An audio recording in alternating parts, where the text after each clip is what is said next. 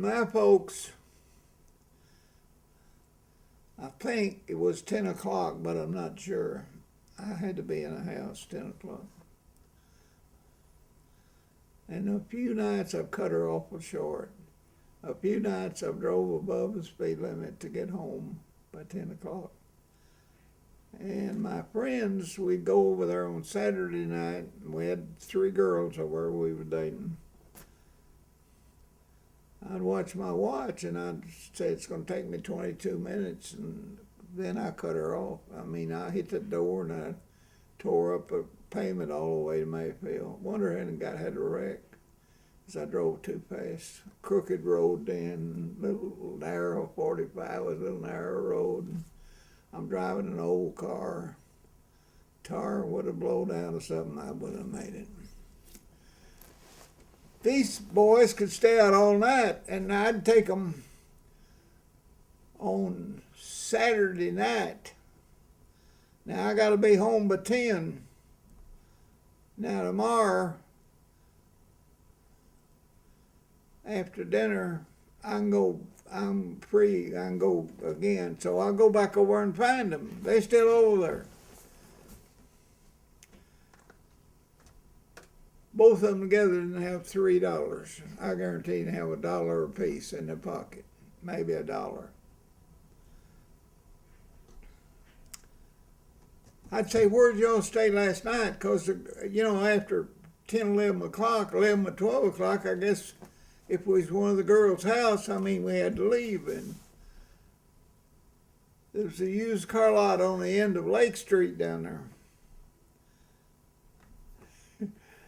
They'd go through the used car lot, find one wouldn't lock, and get up in it and sleep. And then they'd wait for me to get there about dinner, And time I got there, they'd say, you got to buy something to eat. We're starving. We ain't had no breakfast. So I'd take them around there and buy them a hamburger or something. And then this would go on to Sunday night. And the Sunday night, same way, but they'd come home with me on Sunday night because I wasn't coming back to get them Monday. They spent the whole weekend down there.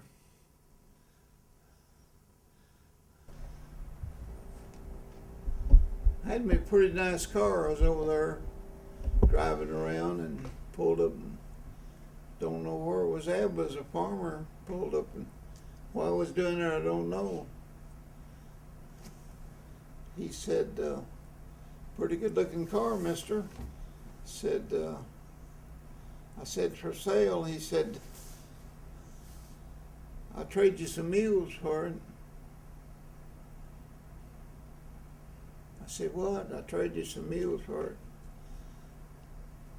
I've told the story so many times, and I told the story that it was 8 mules. It might have been 6, but I think it was 8. Little 2-year-old mules. They were the prettiest mules I ever seen in my life. The 2-year-olds, and they were just pretty little mules.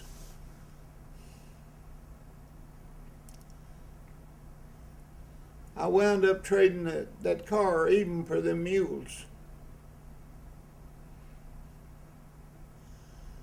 So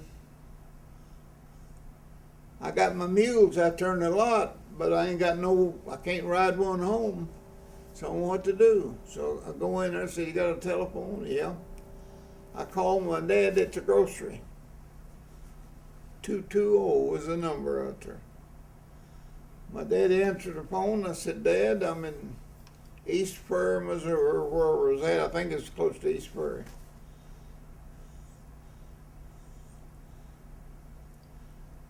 And I need you to go see Mr. So-and-so had a truck. I forgot his name. And get him to come over here and get me in the truck. He said, what, come in the truck?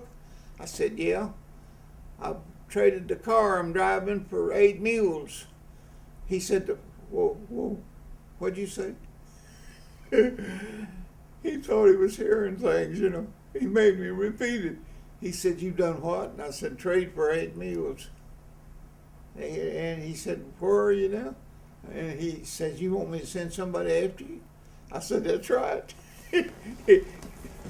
He said, I have to go find the man. So we went and found the man. I don't know how long it was. A man drove up in the truck. We put the mules on in that truck. Pulled up in front of the grocery out there with the mules. He said, you sure did, didn't you? You got the mules in that truck. My dad said, I'm going to ask you something. I said, what's that? He said, what are you going to do with them? I said, I don't know. Bill Jordan was living in a little house up there about where Colbert's repair shop is. And it had a little garden there in the back. I'm going to put them in my brother-in-law's garden. That's the only place I got to put them. So I put them in there and closed the gate. I think it was 8. It might have been 6. It's possible it could have been 4, but I think it was 8. I'm thinking I've killed the guy, you know. I'm thinking the mules is worth $50 a piece, but they weren't worth that much then, I don't think. I'm thinking I've got him killed, because I've got probably a car's worth 100 maybe then. I don't remember. But I was so proud of that deal. I show them mules to everybody come in that grocery. We'd go up there and look at them mules. Didn't have many takers. Finally somebody, I decided I wasn't going to sell them. I had to get out and find hay to feed them and put water in there for them. After a few days, somebody bid on them, and I figured I better move them. That put me in out of the mule business. I didn't want to stay in the mule business no longer. But my daddy said, you done what? You got what? I said, mules. He said, got what? What'd you say, mules? Yeah, what are you going to do with them? He said, I don't know. Oh, me. A fellow by the name of Smith owned from the grocery store north all the way down to the creek down there where the parts store is, all the way back to the Cuba Road, which is at, there's one big house up on the hill where Carmelita lived. The big house is still there next to Hardy's. Mm-hmm. He didn't own that, he lived in a little house.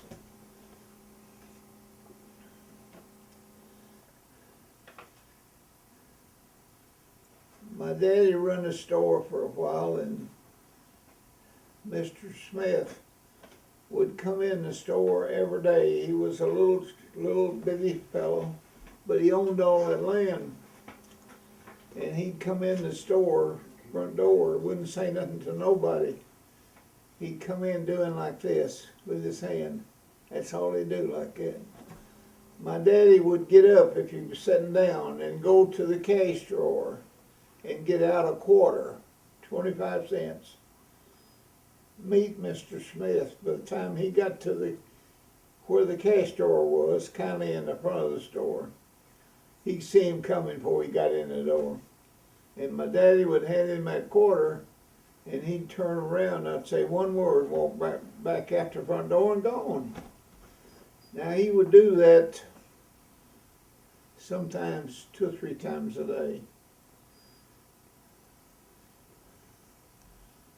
And if I was in there, or my sister was in there, my instructions was to get up, whatever you're doing, and go and get 25 cents out of the drawer and hand to Mr. Smith, and then write it down on a piece of paper. My daddy had a book where he charged people. It was a tablet, just a tablet leaf, and he'd write down Smith 25 cents. And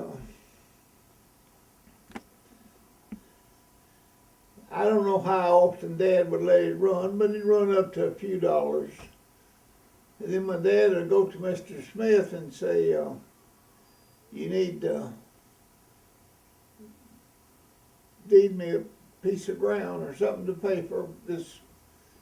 So my daddy got a hold of some of that property by loaning him 25 cents at a lick.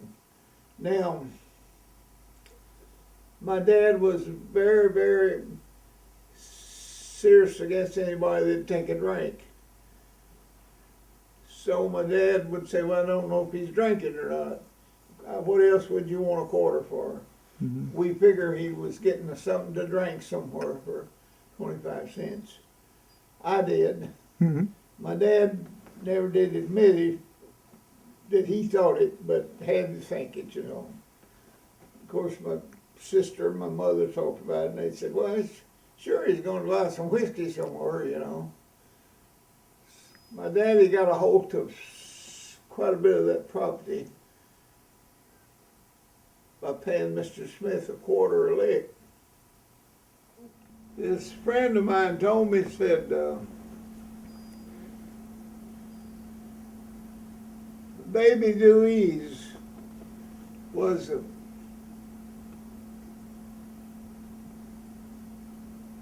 he was the county superintendent of the schools.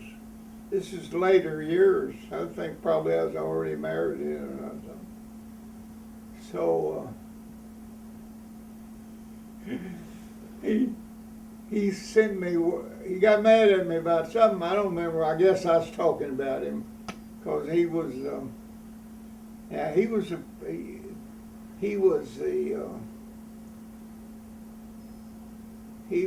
the county superintendent over all the school system. So